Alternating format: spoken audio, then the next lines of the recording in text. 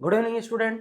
RBSE Hindi माध्यम के जो साइंस का आपका सिलेबस है उसमें आज अपन जो पहला आपका चैप्टर है रासायनिक समीकरण व रासायनिक अभिक्रिया उसको अपन डिस्कस करेंगे। तो चैप्टर है आपका रासायनिक समीकरण व रासायनिक अभिक्रिया। रासायनिक समीकरण व रासायनिक अभिक्रिया, chemical equation and chemical reaction. तो इस चैप्टर में अपन बिल्कुल बेसिक से पढ़ेंगे सारी चीजें कि रासायनिक समीकरण किसे बोलते हैं, रासायनिक अभिक्रिया किसे बोलते हैं, दोनों में फर्क होता है। तो इसको पढ़ने से पहले आपको 9th क्लास में थोड़ी बहुत डिटेल पता रहना जरूरी है। कंपाउंड कैसे बनते हैं और कंपाउंड को किस तरीके से लिखा जाता है और कंपाउंड में चेंज किस तरीके से आता है, यानी यौगिक में परिवर्तन किस तरीके से होता है। तो आपने 9th क्लास में पढ़ा होगा परिवर्तन दो तरीके के होते हैं, एक तो रासायनिक परिवर्तन, एक भौतिक परिवर्तन। तो सबसे पहले अपन बात करते हैं किसकी, भौतिक परिवर्तन। किसकी बात करते हैं अपन, भौतिक परिवर्तन, फिजिकल चेंज। तो भौतिक परिवर्तन किसे बोलते हैं स्टूडेंट, ऐसा परिवर्तन जिसमें उसकी भौतिक अवस्था परिवर्तित हो जाए लेकिन रासायनिक अवस्था में कोई चेंज नहीं हो, यानी कंपाउंड या यौगिक जो पहले था बाद की अवस्था में भी यौगिक वही रहना चाहिए। अगर वो चेंज हो गया तो वो रासायनिक परिवर्तन में चला जाता है, भौतिक परिवर्तन नहीं रहता है। तो इसकी डेफिनेशन की अगर मैं बात करूं तो वह परिवर्तन जिसमें पदार्थ की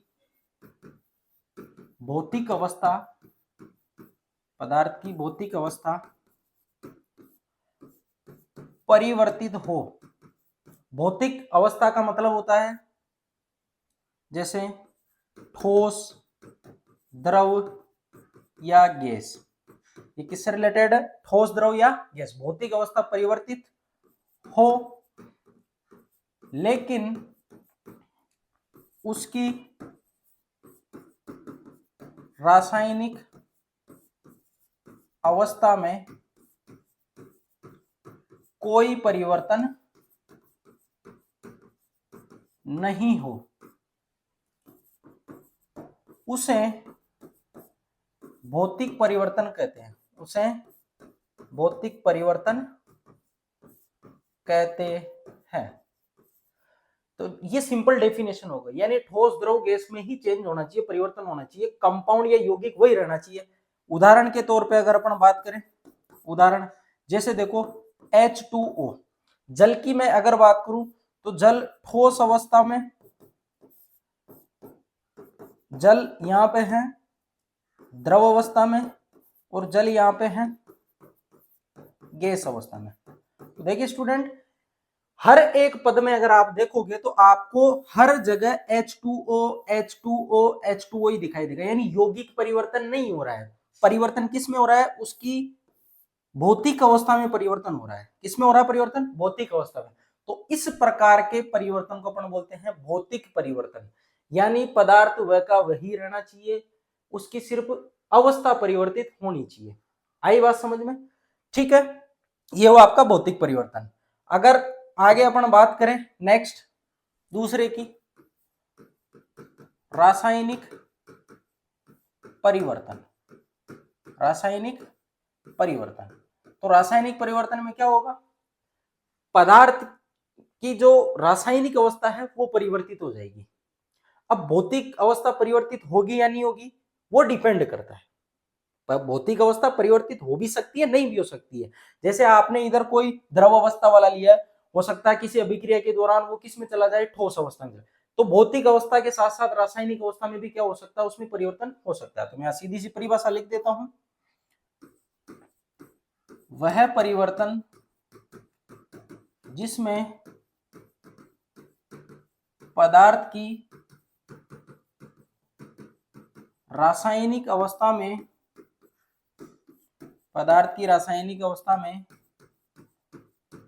परिवर्तन हो, रासायनिक परिवर्तन कहलाता है। रासायनिक परिवर्तन कहलाता है। और ये ऐसा परिवर्तन है जिसमें नए पदार्थ का क्या होता है, निर्माण होता है। यहां लिख देता हूं मैं, इस परिवर्तन में नए रासायनिक पदार्थ का, इस परिवर्तन में नए रासायनिक पदार्थ का निर्माण होता है, नए रासायनिक पदार्थ का निर्माण होता है। उदाहरण के लिए देखें, जैसे लोहे पे जंग लगता है, लोहे पे अगर जंग लग रहा है तो एक पदार्थ से वो नया पदार्थ बना लेता है, ठीक है। तो उदाहरण के लिए मैं बात करूं, लोहे पर जंग लगना, लोहे पर जो जंग लगने की प्रोसेस होती है, देखो स्टूडेंट मैं आपको बता देता हूं शॉर्ट में, पहले वो आयरन की अवस्था में रहता है। वो किसकी अवस्था में रहता है, आयरन। जो लोहे का जो अपन सिंबल, या मैं बात करूं आयरन, उसका जो सिंबल होता है वो Fe होता है, ठीक है। ये जंग लगने से पहले है। जैसे ही उस पे जंग लगेगा, जंग लगने के बाद वो चेंज हो जाता है किसमें, Fe2O3.XH2O। तो देखो नया पदार्थ बन गया। ये क्या है, नया पदार्थ। क्या है ये, नया पदार्थ। तो नया पदार्थ बना है, तो इस प्रकार के परिवर्तन को क्या बोलेंगे अपन, रासायनिक परिवर्तन बोलेंगे। नेक्स्ट आगे अगर मैं एग्जांपल की बात करूं, उदाहरण के तौर पे नेक्स्ट, कागज का जलना। कागज का जलना, कागज जब भी जलता है तो कागज के अंदर जो भी पदार्थ रहता है वो जल के CO2 गैस का फॉर्मेशन करता है, CO2 गैस का निर्माण करता है, तो नया पदार्थ बना है। तो कागज का जलना भी क्या हो गया, एक इसका उदाहरण हो गया, ठीक है। ऐसे ही मैं बात करूं, सब्जी में गंध का आना, सब्जी में गंध का आना। सब्जी में गंध क्यों आती है, सब्जी के अंदर गंध क्यों आती है, बैक्टीरिया या कोई भी कवक जिसकी प्रेजेंस में सब्जी क्या हो जाती है, खराब हो जाती है, दूसरा पदार्थ बना लेती है, तो वो पदार्थ गंध मारने लगता है। तो अपन सब्जी को क्या बोलेंगे कि इसमें रासायनिक परिवर्तन हो गया है, जब उसमें गंध आ रही है। ऐसे ही मैं बात करूं दूसरे एग्जाम्पल की, तो आप ले सकते हो इसमें, दूध का दही में परिवर्तन होना। दूध का दही में परिवर्तन, तो दूध का दही में परिवर्तन, दूध में जैसे ही कंपाउंड अपनी ठोस अवस्था में चला जाता है, अलग अवस्था में नया पदार्थ बनाते हुए, ध्यान से सुनना, इसमें दूध के अंदर केसिन प्रोटीन होती है। दूध में क्या होती है, केसिन प्रोटीन। तो केसिन प्रोटीन होती है, वो जब दही बनता है तो वो नए कैल्शियम पेराकेसिनेट में चेंज हो जाती है, नए पदार्थ में चेंज हो जाती है, जिसकी वजह से दही का फॉर्मेशन होता है, ठीक है। तो नया पदार्थ बना है, दूध से दही का बनना। तो दूध से दही का बनना भी क्या है, एक रासायनिक परिवर्तन है। आगे मैं एग्जांपल की बात करूं, जैसे मैंने बोला कागज का फटना, कागज को आपने फाड़ दिया, तो ये कौन से परिवर्तन में जाएगा, देखो कागज को आपने फाड़ा है, जस्ट फाड़ा है, तो उसमें नया पदार्थ नहीं बना, पदार्थ वही है, तो ये क्या रहेगा, ये नॉर्मली भौतिक परिवर्तन में आएगा। नॉर्मली भौतिक परिवर्तन, उसमें आपने उसकी शेप साइज में चेंज कर दिया, तो वो नॉर्मली क्या रहेगा, भौतिक परिवर्तन रहेगा, ठीक है। तो ये सिंपल बात हुई किसकी, अपनी भौतिक और रासायनिक परिवर्तन की। अब अपन अपने चैप्टर में नेक्स्ट बात करते हैं रासायनिक समीकरण की। किसकी बात करें अपन, रासायनिक समीकरण की। रासायनिक समीकरण, या मैं बात करूं इसको, तो इसे अपन लिखेंगे केमिकल इक्वेशन। रासायनिक समीकरण, रासायनिक समीकरण को पढ़ने से पहले आपको यह पता रहना चाहिए कि रासायनिक अभिक्रिया क्या होती है।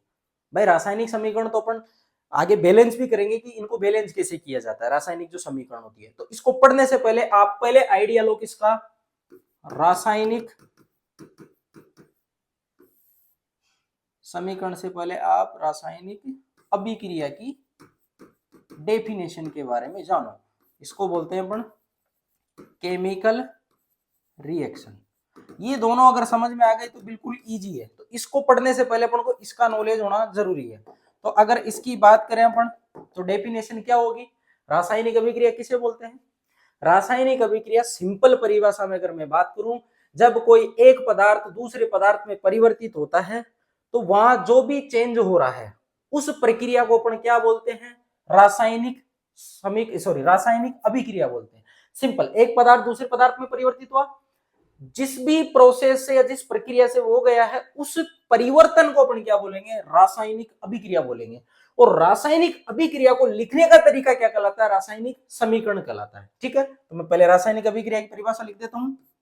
सिंपल, देखो इधर, वह प्रक्रिया जिसमें एक पदार्थ दूसरे पदार्थ में परिवर्तित होता हो, वह प्रक्रिया जिसमें एक पदार्थ दूसरे पदार्थ में परिवर्तित होता हो, उसे रासायनिक अभिक्रिया कहते हैं। उसे क्या कहते हैं, रासायनिक अभिक्रिया कहते हैं। ठीक है, अभी सिर्फ मैं इतना सा आपको बता रहा हूं कि इसमें आपको एक पदार्थ को दूसरे पदार्थ में लेके जाना है, जो भी प्रोसेस होगी आपकी वो क्या कहलाएगी, रासायनिक अभिक्रिया कहलाएगी।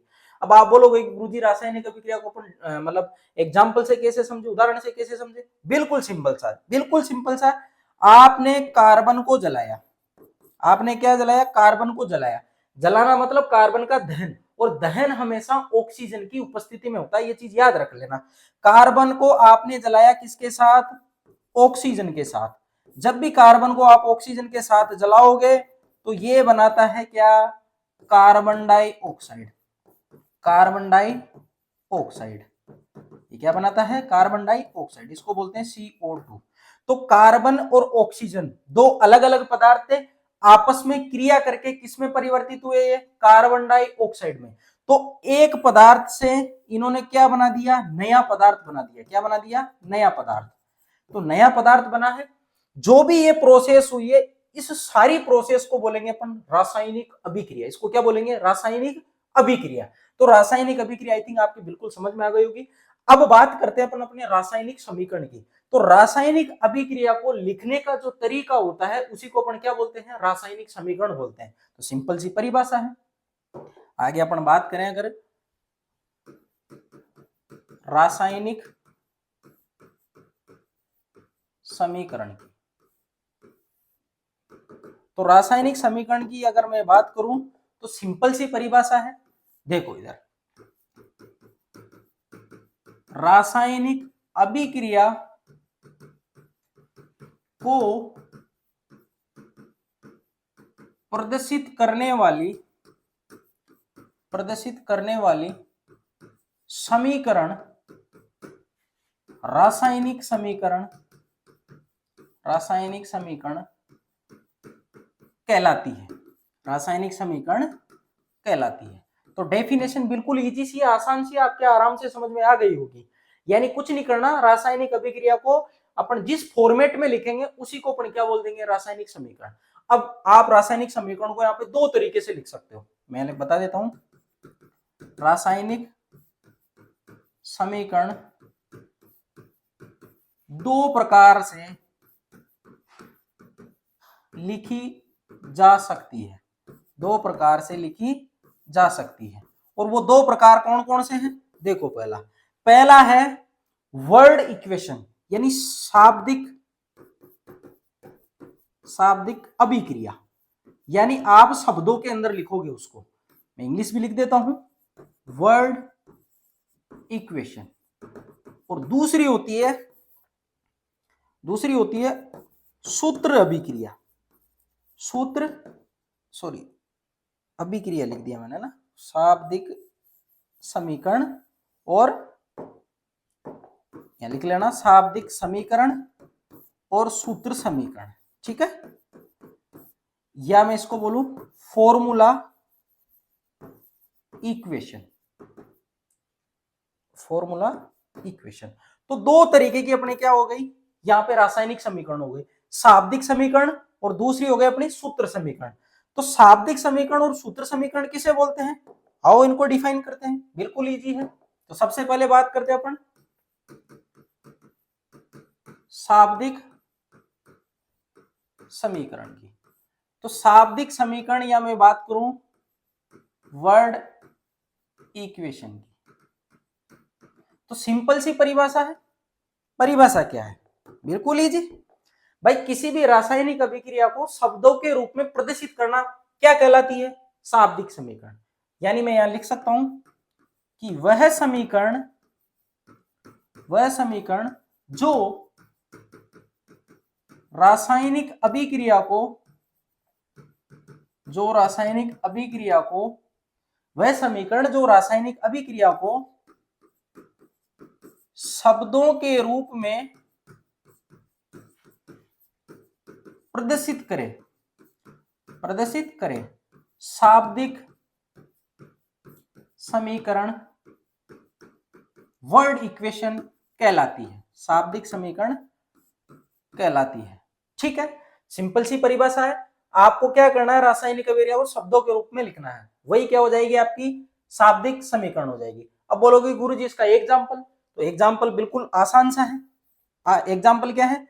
जैसे देखो मैग्नीशियम है, मैग्नीशियम को आप क्या कर रहे हो? मैग्नीशियम को आप ऑक्सीजन के साथ क्या कर रहे हो? ऑक्सीजन के साथ आप रिएक्ट करवा रहे हो, अभिक्रिया करवा रहे हो, ऑक्सीजन के साथ दहन करवा रहे हो, तो ये बनाता है मैग्नीशियम ऑक्साइड। ये क्या बनाता है? Magnesium oxide. तो मैग्नीशियम को आपने शब्दों के रूप में लिखा, ऑक्सीजन को शब्दों के रूप में लिखा, और इधर जो बना उसको भी शब्दों के रूप में लिखा आपने।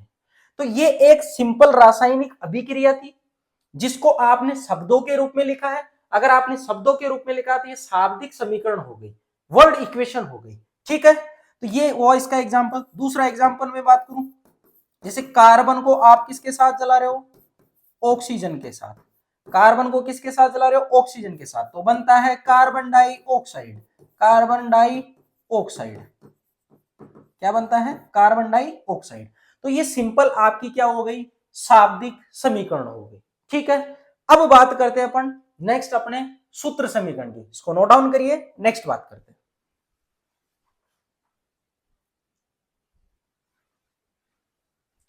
नेक्स्ट अपने अभिक्रिया है किसकी फॉर्म में? सूत्र समीकरण की फॉर्म में। तो दूसरी में बात करूं सूत्र समीकरण। अब सूत्र समीकरण इंपॉर्टेंट है, आपको सूत्र आने चाहिए, और ये 9th क्लास में आपने पढ़ा होगा। अगर नहीं पढ़ा तो मैं अभी आपको डिटेल में सारे सब कुछ बता दूंगा, आपको उनको याद रखना है। वो याद रहेंगे तो ही आपसे यहाँ पे समीकरण संतुलित होगी। देखो वो तो आपको बना के दे देगा, जैसे उसने बोल दिया कैल्शियम कार्बोनेट शब्द के रूप में। अब आप बोलोगे गुरुजी कैल्शियम कार्बोनेट क्या होता है, इसको कैसे सूत्र की फॉर्म में लिखे? तो सूत्र आपको आना चाहिए, तो वो मैं इसके जस्ट बाद में आपको सूत्र बनाना सिखा दूंगा, कैसे क्या बनते हैं। ठीक है, तो बात करते हैं सूत्र समीकरण की। बात करते हैं अपन किसकी? सूत्र समीकरण। तो ये क्या हुआ? ऐसी रासायनिक अभिक्रिया जिसको सूत्र के रूप में प्रदर्शित किया जाए उसको क्या बोलते हैं? सूत्र समीकरण। तो मैं लिख देता हूं इसकी परिभाषा, सिंपल। वह रासायनिक समीकरण जिसमें रासायनिक अभिक्रिया को सूत्र के रूप में प्रदर्शित किया जाए उसे सूत्र समीकरण कहते हैं। उसे सूत्र समीकरण कहते हैं। बिल्कुल सिंपल चीज है। ठीक है, उदाहरण के तौर पे बात करें, अभी मैंने आपको उदाहरण बताया था, मैग्नीशियम को आपने जलाया ऑक्सीजन के साथ तो वो बनाया मैग्नीशियम ऑक्साइड। तो मैं यहाँ पे मैग्नीशियम लिख रहा हूं। अब सूत्र की फॉर्म में, सूत्र मतलब उसके सिंबल संकेत के रूप में आपको उसको लिखना है। अगर एटम परमाणु की फॉर्म में रह रहा है तो परमाणु का संकेत लिखना है, अगर वो किसी यौगिक के साथ है, किसी अणु के साथ है, तो अणु को आपको लिखना है। ठीक है, यानी उनके सूत्र की फॉर्म में आपको उनको लिखना होता है। तो मैग्नीशियम प्लस मैंने यहाँ पे लिया ऑक्सीजन, और फिर मैंने रिएक्शन करवाई, अभिक्रिया करवाई, तो बना मैग्नीशियम ऑक्साइड। मैग्नीशियम ऑक्साइड का फॉर्मूला होता है MgO। मैग्नीशियम ऑक्साइड का फॉर्मूला क्या होता है? MgO। ये सॉलिड अवस्था में रहता है, ये गैस में रहता है और ये सॉलिड में बनता है। ये नीचे जो अपन लिखते हैं इनको अवस्था बोलते हैं। ये जब मैं आपको रासायनिक समीकरण को बैलेंसिंग वाला बताऊंगा, रासायनिक समीकरण को संतुलित कैसे किया जाता है, तो वहां पे कुछ पॉइंट लिखे जाते हैं कि किसी भी अभिक्रिया में जो उसके नीचे अपन लिखते हैं इसको बोला जाता है सब स्क्रिप्ट, यानी नीचे की ओर, यानी इसके चरणों में जो ब्रैकेट में लिखा जाता है उसको बोलते हैं अपन उनकी अवस्थाएं। क्या बोलते हैं उनको? उनकी अवस्थाएं बोलते हैं। तो ये एक उदाहरण हुआ। दूसरा उदाहरण मैंने बताया था कार्बन और ऑक्सीजन का। तो कार्बन का होता है सी, सॉलिड अवस्था में, इसने आपको ऑक्सीजन के साथ क्या किया, इसको जला दिया, यानी दहन। ये दहन की अभिक्रिया है। ऑक्सीजन के साथ कोई सी भी अभिक्रिया हो दहन की अभिक्रिया कहलाती है। क्या कहलाती है? दहन की अभिक्रिया। तो कार्बन ऑक्सीजन के साथ अभिक्रिया करके क्या बनाई? CO2, कार्बन डाइऑक्साइड गैस बनाई। तो आप जहां वहां पे जो शाब्दिक सूत्र में लिख रहे थे उन्हीं को आपने किस में लिख दिया? सूत्र की फॉर्म में, इनके केमिकल फॉर्मूला की फॉर्म में लिख दिया। आप वहां शब्दों में लिख रहे थे, यहां अपन ने सूत्र की फॉर्म में लिख दिया। तो ये क्या हो गई? सूत्र समीकरण या फॉर्मूला इक्वेशन हो गई। तो याद रखना स्टूडेंट, आपको जब भी रिएक्शन को या अभिक्रिया को संतुलित करना हो तो शब्दों वाली समीकरण का यूज नहीं करते अपन। किसका यूज करते हैं? सूत्र समीकरण का यूज करते हैं। आई बात समझ में? तो ये इंपॉर्टेंट पॉइंट है, ये इंपॉर्टेंट पॉइंट है। मैं यहां लिख देता हूं, यहां लिख देता हूं मैं, नोट लगा के आप लिख लेना इसको आराम से। देखो इधर, अभिक्रिया का संतुलन हमेशा सूत्र समीकरण से किया जाता है, सूत्र समीकरण से किया जाता है, न कि शाब्दिक समीकरण। किससे किया जाता है? सूत्र समीकरण से किया जाता है। भाई शब्दों से तो आपको पता ही नहीं चलेगा ना कितने मैग्नीशियम है, कितने ऑक्सीजन है। उनको तो आप जब तक उनके सूत्र की फॉर्म में नहीं लिखते, जब तक आपकी उनको संख्या पता नहीं रहेगी। ठीक है, तो ये हुआ इसका पॉइंट। अब मैं आपको यहाँ पे सूत्र बनाना सिखा देता हूं। क्या? सूत्र बनाना। आप सूत्र बनाना सीख गए तो आपको सारी चीजें समझ में आ जाएगी। तो मैं यहाँ पे आपको बता देता हूं, रासायनिक सूत्र, रासायनिक सूत्र कैसे अपन बनाते हैं। तो याद रखना स्टूडेंट, किसी भी यौगिक को लिखते हो आप तो उसमें आगे का जो पार्ट रहता है वो धनायन का रहता है, पीछे का पार्ट क्या रहता है? ऋणायन का रहता है। लगभग 99% केसेस में यही होता है। कुछ एक कंपाउंड ऐसे होते हैं जिनमें ये उल्टा पुल्टा भी हो जाता है, वो कार्बनिक यौगिक होते हैं, ऑर्गेनिक वाले यौगिक होते हैं जिनमें ऐसा होता है, अदरवाइज ऐसा नहीं होगा। मैं लिख देता हूं यहाँ पे रासायनिक सूत्र में, जैसे मैंने यहाँ ए लिखा और बी लिखा, ये कोई रासायनिक सूत्र है ए और बी। तो ये जो ए वाला पार्ट है ना, ये धनात्मक होता है। ये क्या होता है? धनात्मक। और बी वाला जो पार्ट होता है ये क्या होता है? ऋणात्मक। और यहां पे मैं लगा देता हूं ए एक्स बी वाई। तो एक्स और वाई मैंने जो लिखे है ना, ये परमाणुओं की संख्या है, इनकी परमाणु की संख्या को बताती है। भाई इसमें इतने परमाणु हैं। तो किसी भी रासायनिक सूत्र को इसी तरीके से अपन लिखेंगे। कैसे लिखेंगे? आगे का पार्ट रहेगा धनात्मक, पीछे का पार्ट रहेगा ऋणात्मक, और यहाँ पे परमाणुओं की संख्या रहती है। आई बात समझ में? अब आ जाओ आप सीधे सूत्र कैसे बनाते हैं। तो सबसे पहले मैं बात करता हूं ऋणात्मक वाले की। सबसे पहले अपन बात करते हैं ऋणात्मक। सबसे पहले अगर मैं बात करूं तो वो है अपना ऋणात्मक, यानी नेगेटिव आयन, नेगेटिव आयन। तो देखो ऋणात्मक वाले जो पार्ट है उसको मैं दो तरीके से यहाँ पे विभक्त कर देता हूं। देखो आपको मैं सूत्र बनाना सिखा रहा हूं, अगर ये आ गया तो आप आगे कभी भी परेशानी नहीं पाओगे। तो यहाँ पे मैं लिख देता हूं एकल ऋणायन, और इधर लिख देता हूं मैं बहु ऋणायन। एकल ऋणायन का मतलब होता है उसके अंदर एक ही एटम रहेगा, एक परमाणु मात्र। और अगर मैं इसकी बात करूं तो इसमें दो या दो से अधिक परमाणु रहेंगे, दो या दो से अधिक परमाणु। ठीक है। अब एकल जो परमाणु होते हैं उसमें अपन जो पीछे लगाते हैं, यानी मैं बात करूं प्रत्यय की, तो प्रत्यय क्या काम में लिया जाता है इनमें? इनमें प्रत्यय काम में लिया जाता है आइड। क्या काम में लिया जाता है प्रत्यय? इनमें आइड काम में लिया जाता है, मतलब पीछे की साइड लगाते हैं। जैसे देखो ऑक्सीजन पे होता है O-2, तो इसको बोलते हैं ऑक्साइड। क्या बोलते हैं इसको? ऑक्साइड। देखो O-, एक ही एटम है ना, एक ही लिखा है, इसके ऊपर माइनस चार्ज आ रखा है, तो इसको अपन क्या बोलेंगे? ऑक्साइड। ऑक्सीजन है ना, ऑक्सीजन के पीछे आइड लगा देंगे तो ऑक्साइड बन जाएगा वो। अब आप इसको ऑक्साइड बोलोगे, जैसे अभी बना था मैग्नीशियम ऑक्साइड, तो यही था उसमें, यही O-2 था उसमें, इसलिए उसको ऑक्साइड बोल रहे थे। ऑक्साइड क्यों? इनका नामकरण किया हुआ है केमिस्ट्री में, IUPAC ने इनका नामकरण किया हुआ है कि एकल ऋणाइन है तो आपको आइड लगाना है, बहु ऋणाइन है तो आपको अलग प्रत्यय लगाना है, जो मैं भी आपको बताऊंगा। तो ये हो गया O-2। ऐसे ही अगर नाइट्रोजन पे -3 रहता है चार्ज, नाइट्रोजन की वैलेंसी -3, मतलब उसकी वैलेंसी 3 से दिखाते हैं अपन, और नाइट्रोजन पे -3 जनरली चार्ज रहता है, नाइट्रोजन की वैलेंसी या उसकी संयोजकता 3 मानते हैं अपन, तो नाइट्रोजन को क्या बोलेंगे? नाइट्राइड। नाइट्रोजन को क्या बोलेंगे? नाइट्राइड। ऐसे ही फ्लोरीन पे F-1 रहता है, फ्लोरीन पे -1, तो फ्लोरीन को क्या बोलेंगे अपन? फ्लोराइड। और ऐसे ही जाना माना नाम आपने देखा होगा, जैसे सोडियम क्लोराइड, Cl- होता है, मैं इधर लिख देता हूं Cl-, एकल, एक ही परमाणु है, नेगेटिव आयन आ रखा है, Cl के ऊपर -1 ही रहता है। तो ये चार्ज भी आप याद कर लेना, क्योंकि आपको रासायनिक सूत्र लिखने में काम में आएगा। रासायनिक सूत्र जब तक आपको चार्ज नहीं पता तब तक आप नहीं लिख सकते। तो Cl-, इसको क्या बोलेंगे? इसको बोलेंगे क्लोराइड। क्या बोलेंगे इसको? क्लोराइड। ऐसे ही Br- होता है तो इसको बोलेंगे ब्रोमाइड, क्योंकि ब्रोमीन होती है ब्रोमाइड। ऐसे ही I- होता है तो इसको बोलेंगे आयोडाइड। आयोडाइड।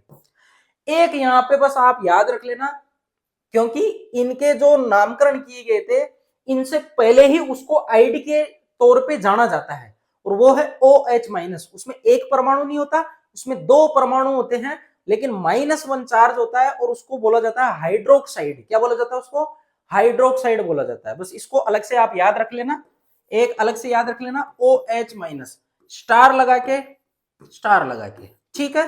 OH-, इसको बोलते हैं हाइड्रोक्साइड। इसको क्या बोलते हैं? हाइड्रोक्साइड। भाई मैंने बोला था आइड किसके लगाते हैं? एकल परमाणु के। लेकिन ये जो OH- है, इनके नामकरण से पहले ही ये हाइड्रोक्साइड के तौर पे जाना जाता था, तो इन्होंने चेंज ही नहीं किया। इनको बोला कि कोई बात नहीं, इनको पढ़ रहे हो तो इसको भी पढ़ लेना एक को साथ में, बस यही है। एक OH- को क्या बोलते हैं? हाइड्रोक्साइड बोलते हैं। ये हुआ एकल ऋणाइन वाला। अब मैं बात करता हूं बहु ऋणाइन की। तो बहु ऋणाइन में देखो, आपको याद रखना है, यहाँ पे 2 तरीके के अपन क्या लगाते हैं? 2 तरीके के यहाँ पे अपन सफिक्स काम में लेते हैं, या मैं बात करूं प्रत्यय काम में लेते हैं। एक तो अपना एट, और एक है अपना अस, 2 काम में लेते हैं, ठीक है। इस बहु ऋणाइन को मैं नेक्स्ट स्लाइड पे ले रहा हूं, क्योंकि मेरे को इसको अच्छे से डिस्क्राइब करना है। तो यहां पे मैं इसको अलग से ऐसे डिवाइड कर देता हूं। देखो, एक तो हुआ अपना 8, एक हुआ अपना अस। तो आपको अस कब लगाना है, 8 कब लगाना है? बहु ऋणाइन की मैं बात कर रहा हूं। जैसे आपने देखा होगा सल्फेट, एक देखा होगा सल्फाइड, एक देखा होगा आपने जैसे सल्फ्यूरस, ठीक है। तो ये कुछ वर्ड है। तो एक और आप इसमें डिफाइन कर सकते हो, जैसे 8 लिखा मैंने, अस लिखा, ऐसे ही आप लिख सकते हो आइट भी। आप लिख सकते हो क्या? आइट भी, ठीक है। तो ये नाम आपको किस तरीके से याद करना है, और एक और डेराइव करो तो आप कर लेना। वैसे अपना 2 से ही काम चल जाएगा, एक तो अपना किससे चलेगा? 8 से चलेगा, एक 8 से चलेगा। लेकिन एक और आप याद रख लेना, मेरी मानो तो, क्योंकि आपके आगे काम में आएगा वो कहीं ना कहीं। तो एक और यहां पे लिख लेना, इक। एक और लिख लेना आप, इक, ठीक है। तो ये 4 बस आप याद रख लेना, ठीक है। इन 2 का इतना काम नहीं है, लेकिन फिर भी रख लेना आप, कोई दिक्कत नहीं है। ये 2 ज्यादा काम में आएंगे अपने 8 और 8 वाले, ठीक है। अब मैं बात करूं 8, तो देखो आप सबसे पहले एग्जांपल लेते हैं SO4-2। सबसे पहले एग्जांपल लेते हैं SO4-2। तो देखो सल्फर के साथ मैक्सिमम अधिकतम 4 ऑक्सीजन यहाँ पे उपस्थित है इसमें, तो इसको बोलते हैं सल्फर है, तो इसको बोलते हैं सल्फाइड। बस इसको याद रख लेना, इससे अपना दूसरा वाला सॉरी इसको बोलते हैं सल्फेट, इसको क्या बोलते हैं सल्फेट, है ना, प्रिंटिंग मिस्टेक हो गई। इसको क्या बोलते हैं सल्फेट बोलते हैं। तो पीछे 8 आ रहा है तो इसको अपन सल्फेट बोलेंगे SO4-2, इसको याद रख लेना। अब देखो अगर मैं इसमें एक ऑक्सीजन हटा देता हूं, यानी एक ऑक्सीजन मैंने हटा दिया, अब मैं इसमें एक ऑक्सीजन हटा रहा हूं तो ये बन जाता है क्या SO3-2। अगर एक ऑक्सीजन आपको कम दिखाई देती है तो वो बन जाता है सल्फाइट। क्या बन जाता है वो सल्फाइट बन जाता है। एक ऑक्सीजन कम होती है क्या बन जाता है सल्फाइट बन जाता है। ऐसे ही मैं एग्जांपल के तौर पे बात करूं NO3-, इसको बोलते हैं नाइट्रेट। क्या बोलते हैं इसको नाइट्रेट, इसको क्या बोलते हैं नाइट्रेट। अगर मैं इसमें से एक ऑक्सीजन हटा देता हूं, इसमें से एक ऑक्सीजन को मैं हटा देता हूं तो ये बन जाता है अपना नाइट्राइट, और इसको लिखते हैं अपन NO2, एक ऑक्सीजन हटा दिए ना तो NO2-, ये हो गया आपका नाइट्राइट। क्या हो गया नाइट्राइट। तो नाइट्रेट में एक ऑक्सीजन हटाई तो क्या बन गया नाइट्राइट बन गया। ठीक है, तो ये कुछ इस तरीके से 8 और 8 वाले मैंने एग्जांपल बताए। अभी 8 के मैं और बताऊंगा, पहले मैं बात कर लेता हूं अस और इक की। देखो सल्फेट, यहां पर जो SO4-2 ये जो आया है ये एक्चुअल में हकीकत रूप से ये सल्फ्यूरिक अम्ल था। क्या था ये सल्फ्यूरिक अम्ल। उसके दोनों हाइड्रोजन मैंने हटा दिए। भाई अम्ल किसे बोलते हैं, थोड़ा सा ध्यान से सुनना, अम्ल किसे बोलते हैं। अम्ल ऐसे पदार्थ होते हैं जो H+ यानी हाइड्रोजन आयन देते हैं जल के अंदर, उसको बोला जाता है अम्ल। ये आपके नेक्स्ट चैप्टर में है एसिड और बेस वाले में, तो मैं वहां को अच्छे से डिस्क्राइब करूंगा, पहले थोड़ा सा समझ लो इसको। अम्ल किसे बोलते हैं जो H+ देते हैं, और क्षार किसे बोलते हैं जो OH- देते हैं। भाई देखो जल के अंदर समझाया गया है इसको, तो जल को जब भी आप तोड़ते हो तो H+ और OH- में टूटता है। अगर जल में H+ की सांद्रता बढ़ रही है, इसका अमाउंट बढ़ रहा है, इसका जो मात्रा वो बढ़ रही है तो वो अम्लीय है, और अगर OH- की मात्रा बढ़ रही है, उसका अमाउंट बढ़ रहा है तो वो बेसिक यानी क्षारीय है। तो जो H+ देता है वो अम्ल होता है, और जो OH- देता है वो क्षार होता है। बस इतना सा आपको ध्यान रखना, बाकी डिटेल में अपन को पढ़ना ही है। तो देखो यहाँ पे SO4-2 है ना, इसने अपने 2 हाइड्रोजन दिए हैं, और ये मैक्सिमम इसके ऑक्सीजन के साथ जुड़ा हुआ, अधिकतम ऑक्सीजन के साथ जुड़ा हुआ है, तो इसको मैं H2SO4 लिख सकता हूं, और इसका नाम होता है सल्फ्यूरिक अम्ल। इसका नाम क्या होता है सल्फ्यूरिक अम्ल। अगर मैं इसमें एक ऑक्सीजन कम कर देता हूं, अगर मैं इसमें एक ऑक्सीजन क्या कर देता हूं हटा देता हूं, तो ये बन जाता है H2SO3। देखो एक ऑक्सीजन कम कर दिया तो क्या बन गया H2SO3। अब इसको बोलेंगे अस लगाएंगे पीछे, तो ये क्या हो जाएगा सल्फ्यूरस अम्ल। ये मैंने आपको अलग से एक्स्ट्रा बताया है, इनका आपके फॉर्मूला बनाने में कोई योगदान नहीं है, मैं तो बस आपको एज ए नॉलेज की पर्पज से बताया हूं। आपको थोड़ा बहुत ज्ञान होना चाहिए कि सल्फ्यूरिक कब बोलोगे सल्फ्यूरस कब बोलोगे। सल्फ्यूरिक में एक ऑक्सीजन हटा दिए तो सल्फ्यूरस बन जाता है। ऐसा ही एग्जांपल आप यहाँ पे समझ सकते हो, ये इसको बोलते हैं नाइट्रिक अम्ल। इक लगाया मैंने नाइट्रिक अम्ल, इसको क्या बोलते हैं नाइट्रिक अम्ल बोलते हैं। अगर आप इसमें से एक ऑक्सीजन को हटा रहे हो तो ये क्या हो जाएगा आपका नाइट्रस अम्ल। अस लगाएंगे ना पीछे, एक ऑक्सीजन हटाने पर क्या हो जाएगा ये हो जाएगा HNO2। अब इसको बोलेंगे नाइट्रस अम्ल, इसको क्या बोलेंगे नाइट्रस अम्ल। ठीक है, तो ये मैंने आपको कुछ इस तरीके से नामकरण का थोड़ा बेसिक आइडिया दिया, आपको थोड़ा सा समझ में आया होगा आई थिंक, कि कब एट लगता है, कब आइट लगता है, कब अस लगता है, कब इग लगता है। तो ये एक थोड़ा सा ओवरव्यू था। बेटा ये 9th क्लास में पढ़ा जाता है, आपने हो सकता है पढ़ा या नहीं पढ़ा, लेकिन ये सारी चीजें आपके वहां पे हैं। फॉर्मूला बनाना उसने सिखाया आपको। अब मैं 8 वाले में कुछ फॉर्मूले और एड ऑन करूंगा, आप इसको नोट डाउन करिए, फिर बात करते हैं नेक्स्ट।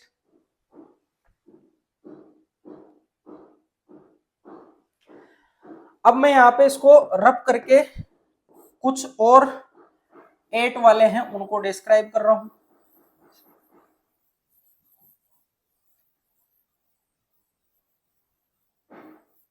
अब अपन को अस और इक से कोई काम नहीं है, तो कुछ फॉर्मूले में यहाँ पे और बता रहा हूं आपको। तो जैसे 8 में अब मैं यहाँ पे एक और ले रहा हूं कार्बोनेट। कार्बोनेट बोलते हैं बेटा CO, कार्बोनेट बोलते हैं अपन CO3-2 को, इसको बोलते हैं क्या कार्बोनेट। अगर इसके साथ एक हाइड्रोजन जुड़ी रह जाती है तो उसको बोलते हैं बाइकार्बोनेट या हाइड्रोजन कार्बोनेट। 8 लग रहा है पीछे, देखो 8 लग रहा है तो रेनाइन के पीछे 8 लगा दिया मैंने, है ना। इनके पीछे अपन ये बहु धनायन वाले हैं, सॉरी बहु रेनाइन वाले हैं, इसमें मतलब परमाणु ज्यादा है, ये बहु परमाणु क्या है, रेनाइन है, तो पीछे अपन 8 लगाएंगे इसमें, ठीक है। इसका आइट नहीं बनता है, याद रखना इसका आइट नहीं बनता है। आप कभी भी कहीं पे भी नहीं देखोगे कार्बोनाइट नहीं देखोगे आप, ठीक है, नहीं बनता है इसका, तो कार्बोनेट हो गया। नेक्स्ट में बात करूं इसी के, तो HCO3-2 ये हो गया आपका बाइकार्बोनेट, क्या हो गया, बाइकार्बोनेट। और या इसी को आप बोलते हो हाइड्रोजन कार्बोनेट, क्योंकि हाइड्रोजन जुड़ा हुआ है तो हाइड्रोजन कार्बोनेट। और ये दोनों किस से बने हैं, थोड़ा सा आप इधर आ जाओ, ये बने हैं H2CO3 से, तो इसको बोलते हैं कार्बोनिक अम्ल बोलते हैं। तो अगर ये दोनों H दे देता है तो कार्बोनेट बनाता है, अगर ये एक ही H देता है तो ये बाइकार्बोनेट बनाता है। आपको यहां से आइडिया मिल गया होगा, कार्बोनिक अम्ल में अगर दोनों H निकल जाते हैं तो कार्बोनेट बनता है, एक H बचा रह जाता है तो बाइकार्बोनेट या हाइड्रोजन कार्बोनेट बनता है, ठीक है। तो कार्बोनेट हो गया, बाइकार्बोनेट हो गया, सल्फेट हो गया, सल्फाइट हो गया, नाइट्रेट हो गया, नाइट्राइट हो गया। एक और याद रख लेना PO4-3, इसको बोलते हैं फोस्फेट, इसको क्या बोलते हैं, फोस्फेट। फोस्फोरस का है, 8 लगाएंगे तो क्या बन जाएगा, फोस्फेट बन जाएगा। आई बात समझ में, बिल्कुल सिंपल सा है, ज्यादा आपको इसमें दिमाग नहीं लगाना है। अब मैं बात करता हूं कि रासायनिक सूत्र कैसे लिखेंगे अपन। तो रासायनिक सूत्र लिखने के लिए ये मैंने आपको रेनाइन वाला सारा बताया, ऐसे ही मैं थोड़ा सा धनाइन के बारे में बता देता हूं आपको, ज्यादा उसमें डिटेल में नहीं है। देखो धनाइन के लिए अगर अपन बात करें तो धनाइन में हमेशा अपन प्रत्यय लगाएंगे जहां जहां लगेगा। देखो कई धातुएं ऐसी होती है जिनमें उनका आज भी जो उनका लैटिन नेम है वही लिखा जाता है, जहां लैटिन नेम अपन लिख रहे हैं तो उसमें अपन ऐसा जो मैं बता रहा हूँ धनाइन के पीछे, जैसे मैं बोलूंगा आई में लगाते हैं अपन, IUM लगाते हैं धनाइन के पीछे। मैं यहाँ पे बात करूं प्रत्यय क्या लगाते हैं, IUM, जिसको बोलते हैं ईएम, इसको क्या बोलेंगे, ईएम, ईएम प्रत्यय लगाएंगे। जैसे sodium, magnesium, calcium, strontium, rubidium, caesium, ऐसे, ठीक है। IUM लगाया, धनायन है इसलिए। और कुछ धातुएं ऐसी होती है जिनमें आप उनका नाम ऐसा कैसा लिखते हो, जैसे आयरन, कॉपर, मैग्नीज, यहां पे आप नहीं लगाते क्योंकि इनका मान रखा उन्होंने, IUPAC ने एक्सेप्ट कर रखा है कि आप इनको ऐसा भी लिख सकते हो, ठीक है। तो अब मैं यहाँ पे बात कर रहा हूं एग्जाम्पल की, तो जैसे सोडियम पे +1 रहता है, याद रखना सोडियम पे क्या रहता है, +1, तो आप इसको याद रखोगे तभी आपसे फॉर्मूला बनेगा। इसको बोलेंगे अपन सोडियम, इसको क्या बोलेंगे, सोडियम। धनावेश है ना तो पीछे लगा ईएम तो हो गया सोडियम, ठीक है। ऐसे ही मैं बात करूं के पे प्लस रहता है, इसको बोलते हैं पोटेशियम, क्या बोलते हैं इसको, पोटेशियम। ऐसे ही मैं बात करूं लिथियम, इस पे प्लस रहता है, इसको बोलते हैं लिथियम, ठीक है। ऐसे ही Ca+2, देखो कैल्शियम पे +2 रहता है, ठीक है, IUM लगाएंगे तो क्या हो जाएगा, कैल्शियम, क्या हो जाएगा, कैल्शियम।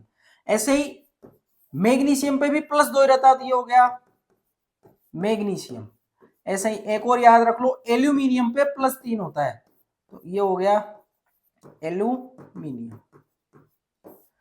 तो ऐसे आपको याद रखना sodium, potassium, lithium, calcium, magnesium, aluminium. और इन पे आपको ये चार्ज भी ध्यान रखना है, यही जो इनके ऊपर चार्ज रहता है, ये जो आवेश रहता है, यही आवेश इनकी संयोजकता को बता रहा है। जिसपे एक आवेश है उसकी संयोजकता 1 है, जिसपे 2 आवेश है उसकी संयोजकता 2 है, जिसपे 3 आवेश है उसकी संयोजकता 3 है।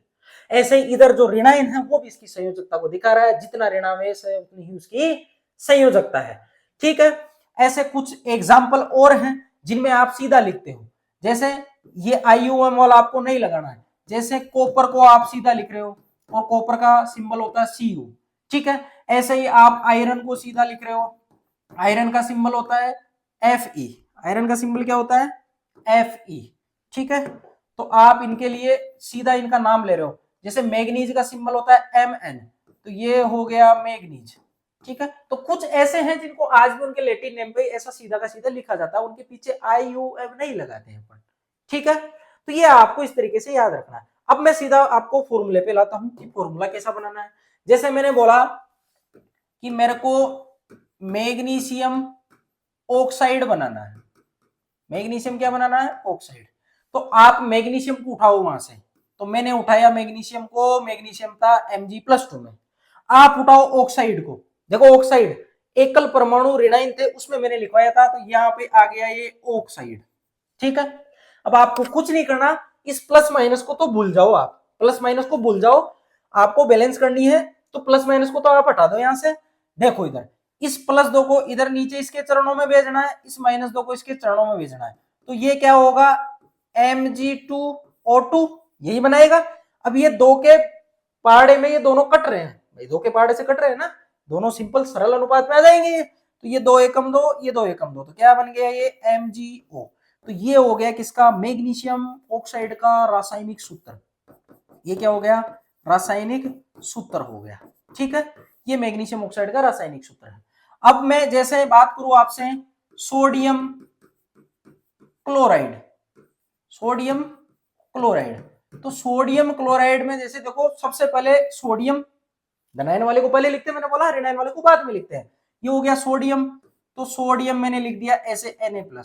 फिर पूछा उसने क्लोराइड, तो क्लोराइड का मैंने लिख दिया Cl-।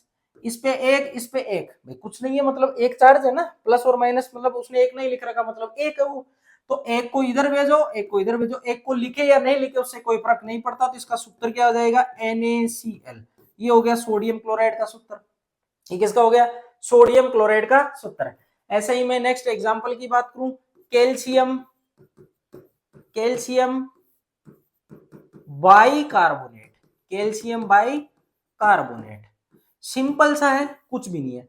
एक चीज आपको यहां पे याद रखनी है, अगर ध्यान से सुनना, अगर बहु परमाणु जो ऋणायन है वो एक से ज्यादा है तो आपको ब्रैकेट का यूज करना होता है। ध्यान से सुनना, बहु परमाणु अगर एक से ज्यादा है तो ब्रैकेट का यूज करना होता है, अगर एक ही है तो ब्रैकेट का यूज नहीं किया जाता। जैसे देखो कैल्शियम बाइकार्बोनेट, कैल्शियम को लिखा मैंने Ca+2, बाइकार्बोनेट आप पीछे देखना स्लाइड में आपको दिखाई देगा HCO3- की फॉर्म में। देखो इस फॉर्मूले को सोल्व करने का मैं एक सीधा शॉर्ट एंड स्वीट ट्रिक आपको बता दूंगा, कुछ नहीं करना होता है, ये जो ऊपर आवेश रहता है इसको बैलेंस करना होता है। ध्यान से सुनना, आवेश को क्या करना रहता है, बैलेंस। देखो इधर इधर +2 है, इधर -1 है, तो ये +2 -2 के बराबर कब होगा, जब आप इधर 2 आयन इसके लोगे। अरे भाई ये +2 के बराबर कब होगा, ये +2 के बराबर कब होगा, जब आप इधर -2 लोगे। तो आपको पता है एक अणु के ऊपर माइनस या एक आयन के ऊपर माइनस है, तो 2 के ऊपर क्या होगा, 2 माइनस हो जाएगा ना भाई। ऐसा मतलब आपको 2 क्या लेना होगा, इसमें इसके अणु लेना होगा। तो आप इसको जब इधर चरणों में भेजोगे ना, तो ये चरणों में वही निकल के आएगा। जैसे देखो Ca मैंने बताया, ये अगर एक से अधिक है तो आप ब्रैकेट का यूज करते हो HCO3 इसका होल ट्वाइस, क्योंकि ये 2 इधर चला गया, एक को यहां लिखो या मत लिखो उससे कोई फर्क नहीं पड़ता। इसका सूत्र क्या हो गया, Ca ब्रैकेट स्टार्ट HCO3 का होल ट्वाइस। तो देखो अप्रत्यक्ष रूप से ये 2 किसके नीचे हैं, ये हैं बाइकार्बोनेट के नीचे। तो मैंने बताया था इस +2 को बैलेंस करने के लिए कितने चाहिए, 2 बाइकार्बोनेट चाहिए, तो ऑलरेडी आ गया ना, 2 ही तो है नीचे। तो आप डायरेक्ट भी लिख सकते हो इसको बैलेंस करने के लिए, 2 चाहिए तो नीचे ब्रैकेट में 2 लगा दो सीधे। ठीक है, तो ये मैंने एक शॉर्ट एंड स्वीट तरीका बताया, बाकी आपकी इच्छा, आप जिससे पढ़ना पसंद करो वो मैंने सामने लिख दिया है। ये हो गया किसका, कैल्शियम बाइकार्बोनेट का। आगे मैं और कुछ फॉर्मूले आपको बता देता हूं, जैसे कैल्शियम कार्बोनेट, कैल्शियम कार्बोनेट, तो कैल्शियम कार्बोनेट को आप कैसे लिखोगे, कैल्शियम को मैंने लिख दिया Ca+2, कार्बोनेट क्या होता है CO3-2। तो देखो +2 से -2 बैलेंस हो रखा है, तो आपको एक कैल्शियम के साथ एक कार्बोनेट की जरूरत पड़ती है, इसलिए आप दोनों को जब भी लिखोगे ना तो ये दोनों तो कट जाएंगे, ये दोनों कट जाएंगे, क्योंकि +2 -2 बैलेंस हो रखा है। CaCO3 आप लिख दो ऐसा का ऐसा, बिल्कुल राइट करेक्ट है CaCO3। यहां ब्रैकेट मैंने नहीं लगाया, क्यों, क्योंकि एक ही था, ये मात्र बहु ऋणायन एक ही था, इसलिए मैंने यहाँ पे इसमें ब्रैकेट नहीं लगाया है। ठीक है, ऐसे ही मैं बात करूं मैग्नीशियम ऑक्साइड, मैग्नीशियम ऑक्साइड, तो मैग्नीशियम ऑक्साइड की अगर बात करें तो देखो, सॉरी मैग्नीशियम हाइड्रोक्साइड, ऑक्साइड वाला तो हो गया था, हाइड्रोक्साइड वाले की बात कर लेते हैं। हाइड्रोक्साइड, तो मैंने मैग्नीशियम बताया था Mg+2, यही बताया था। हाइड्रोक्साइड वाला बताया मैंने OH पे माइनस। ये देखो मैंने अलग से बताया था आपको, आइड में एकमात्र ये जो 2 एटम रखता है, बाकी सारे के सारे सिंगल रखते हैं। तो मैग्नीशियम +2 और OH माइनस। आपको साफ दिखाई दे रहा है, इस +2 को इस -1 से बराबर करना, तो इस बात आपको ये 2 लेने पड़ेंगे। ये कितने चाहिए? 2 की आपको आवश्यकता होगी, क्योंकि तभी +2 के बराबर होगा, 2 ले जब। ठीक है, तो आप लिख दो। जैसे देखो, इनको चरणों में भेज दो। आप दोनों तरीके से लिख सकते हो, इसको चरणों में भेज दो, इसको इधर भेज दो। तो मैंने भेज दिया, इधर एक आएगा तो एक को लिखो मत लिखो, इस 2 को मैंने लिख दिया OH। एक से ज्यादा परमाणु है तो आप ब्रैकेट का क्या करोगे? यूज करोगे। यहां जैसे देखो, एक से ज्यादा परमाणु, बहु परमाणु में उनकी संख्या 2 है, तो ब्रैकेट का आप यूज करोगे। ठीक है, अगर ये OH एक ही आता तो मैं ब्रैकेट नहीं लगाता। तो MgOH का होल ट्वाइस हो गया। तो देखो, मैग्नीशियम पे +2 को संतुलित करने के लिए कितने चाहिए थे अपन को? 2 चाहिए थे ना। OH माइनस मैंने लिखा ना 2 चाहिए, क्योंकि इस पे 1 पे -1 है, तो 2 पे 2 माइनस होगा, तो 2 माइनस +2 को क्या कर देगा? संतुलित कर देगा। कुल मिला के बात ये है दोस्तों कि जो रासायनिक सूत्र होता है, रासायनिक सूत्र हमेशा उदासीन होता है। अगर कोई यौगिक अपनी स्थायी अवस्था में पड़ा है तो वो हमेशा उदासीन रहता है, उस पर जितना प्लस रहता है उतना ही माइनस रहता है। इसी को बोलते हैं रासायनिक संतुलन। इसी को क्या बोलते हैं? रासायनिक संतुलन। और यही सारी चीजें आपको रासायनिक समीकरण में लगानी होती है जब आप उसको बैलेंस करोगे। ठीक है, अब मैं यहाँ पे नेक्स्ट एक और ले लेता हूं, सोडियम हाइड्रोक्साइड। तो सोडियम हाइड्रोक्साइड का क्या हो जाएगा? Na+ और OH-। अब देखो, एक प्लस है एक माइनस है, सीधा चेप दो। ऐसा कैसा? NaOH कुछ नहीं है, बस ये एक ही था OH, इसलिए मैंने ब्रैकेट नहीं लगाया। 2 होते तो ब्रैकेट लगा देता, जैसे यहाँ लगाया है। ऐसे ही आप अमोनियम क्लोराइड का एक और लिख लो। ये आप कई जगह देखते हैं, अमोनियम मैंने लिखवाया नहीं था, ये अमोनियम क्लोराइड। तो देखो, अमोनियम का जो सूत्र होता है याद रख लेना आप, NH4+ होता है, इसको बोलते हैं अमोनियम। इसको क्या बोलते हैं? अमोनियम बोलते हैं। देखो प्लस आ रखा है ना, तो पीछे IUM लगाया मैंने, प्लस आ रखा पीछे IUM, अमोनियम हो गया। अमोनिया से बना है। अमोनिया क्या होती है? अमोनिया एक गैस होती है जो NH3 है। अमोनिया गैस होती है, इसमें एक H आप और जोड़ देते हो तो NH4+ बन जाता है, जिसको अमोनियम बोलते हैं। और क्लोराइड का क्या होता है? Cl-। तो इस पे एक प्लस एक माइनस बराबर है, आपको कोई एक्स्ट्रा भाई +1 इधर -1, तो एक को लिखते ही नहीं है। एक से आप सीधा एक को यहां से उड़ा दो, तो एक यहाँ अगर आप लिखो भी तो एक को अपन लिखते नहीं है जनरली। तो फॉर्मूला क्या बन जाएगा? NH4Cl। NH4 क्या बन जाएगा? Cl बन जाएगा। ठीक है, सिंपल सा है बिल्कुल। एक और मैं अगर एग्जांपल की बात करूं, जैसे सोडियम सल्फेट। तो सोडियम सल्फेट, सोडियम होता है Na+, सल्फेट होता है SO4-2। अब देखो, आपको -2 के बराबर करना है इस प्लस को, तो यहाँ आपको सोडियम 2 लेने होंगे भाई। 2 प्लस का होगा तभी तो 2 माइनस के बराबर होगा। और आप दूसरे तरीके से ऐसे लिख लो, इसको इसके चरणों में भेज दो, इसको इसके चरणों में भेज दो। ये क्या हो जाएगा? Na2SO4। ये हो गया सोडियम सल्फेट। तो सोडियम सल्फेट का फॉर्मूला निकाल सकते हो आप, बिल्कुल आसान है। ऐसे ही मैं बात करूं एल्यूमिनियम क्लोराइड, तो एल्यूमिनियम क्लोराइड भी आप आराम से बना सकते हो। एल्यूमिनियम पे मैंने बताया प्लस के 3 होते हैं, क्लोराइड पे माइनस होता है 1। तो देखो, +3 को इस माइनस के बराबर करने के लिए आपको कितने क्लोरीन या कितने क्लोराइड आयन चाहिए? 3 चाहिए। 3 चाहिए, तो आप जब भी इनको ऐसे भेजोगे ना, तो ये 3 Cl के नीचे ही जाएगा। क्यों? क्योंकि एल्यूमिनियम +3 को 3 Cl चाहिए, और इस एक को इधर भेजो तो एक को तो लिखते नहीं है, तो क्या बन जाएगा? AlCl3। तो देखो, मैंने यहाँ पे Cl के ब्रैकेट नहीं लगाया, ये संख्या में भले ही ज्यादा हो लेकिन ब्रैकेट नहीं लगाया। क्यों? क्योंकि वो एकल परमाणु था, एकल में अपन ब्रैकेट नहीं लगाते हैं। बहु परमाणु अगर कोई आयन आएगा तो उसमें अपन ब्रैकेट लगा के उसमें उसकी संख्या को लिखते हैं। अगर एक है तो एज इट इज, नहीं है तो संख्या के साथ रहे। जैसे यहाँ पे देखो, सल्फेट एक ही था तो मैंने यहाँ ब्रैकेट नहीं लगाया, अगर सल्फेट ज्यादा होता तो मैं ब्रैकेट लगाता। तो ये हो गया इसका।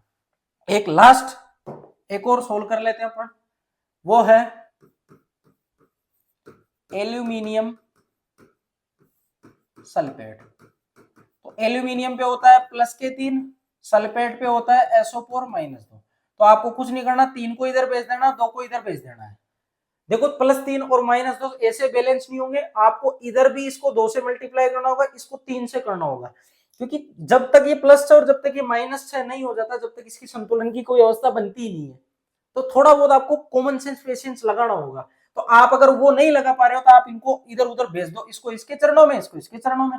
तो क्या बन जाएगा, ए एल का तो 2 हो गया और ये 3 लग जाएगा। देखो SO4 कितने हो गए, 3 हो गए। तो मैं अब इसको ब्रैकेट लगा के लिख रहा हूं SO4 3। तो ये होता है एल्यूमिनियम सल्फेट होता है। ये क्या होता है, एल्यूमिनियम सल्फेट। एक एग्जांपल की और बात करें तो मैं लिख देता हूं यहाँ पे सोडियम एसीटेट, सोडियम एसीटेट। तो ये एग्जांपल ऐसा दिखाई देगा आपको कि जिसमें धनायन पीछे की साइड लिख रहे हैं। तो ये कार्बनिक पदार्थ है। तो कार्बनिक पदार्थ में अक्सर ऐसा लिख देते हैं, अपन ज्यादा ध्यान देते नहीं है। ये सारे के सारे अकार्बनिक पदार्थ, इनऑर्गेनिक वाले थे, अकार्बनिक। इनमें कार्बन का योगदान नहीं है, इधर कार्बन आते हैं। एसीटेट, ये एसिटिक एसिड जिसको सिरका बोलते हैं, एसिटिक एसिड जिसको सिरका बोलते हैं, वहां से लिया हुआ है एसीटेट। तो सोडियम क्या होता है Na+ और एसीटेट क्या होता है CH3COO-। ये -1, ये +1। इस एनाइन को बोलते हैं एसीटेट। ये एसिटिक अम्ल से आता है। किससे आता है, ये एसिटिक अम्ल से। और एसिटिक अम्ल को ही क्या बोलते हैं अपन, एसिटिक अम्ल को ही क्या बोलते हैं, सिरका बोलते हैं। इसको क्या बोलते हैं, सिरका। और ये क्या होता है CH3COOH, विनीगर बोलते हैं या सिरका बोलते हैं इसको। तो +1 -1 आप इधर भेजोगे, +1 -1। तो इसको लिखा इस तरीके से जाता है, सोडियम एसीटेट नाम से तो ऐसा लिखा है, लेकिन इसको ऐसे लिखते हैं COONA। इसमें धनायन को पीछे की साइड ऐसे जनरली शो किया जाता है, ठीक है। तो इसमें ऐसा कुछ नहीं है। आप इसको अगर ऐसे भी लिखते हो ना NaOOCCH3, तो ये भी सही है, ये गलत नहीं है और ये भी गलत नहीं है। ऑर्गेनिक वालों के लिए जनरली लिख दिया जाता है। तो सोडियम एसीटेट का ये फॉर्मूला हो गया। तो स्टूडेंट, मैंने आपको सारी की सारी चीजें जो 9th क्लास में आप स्किप करके आए थे वो मैंने डिस्कस कर ली है। अब आपको रासायनिक समीकरण को संतुलित करने में बिल्कुल दिक्कत नहीं होगी। अपनी जो नेक्स्ट क्लास होगी उसमें रासायनिक समीकरण का अपन क्या करेंगे, संतुलित करेंगे। फिर पढ़ेंगे रासायनिक अभिक्रियाओं के प्रकार। तो तब तक के लिए बाय बाय, धन्यवाद।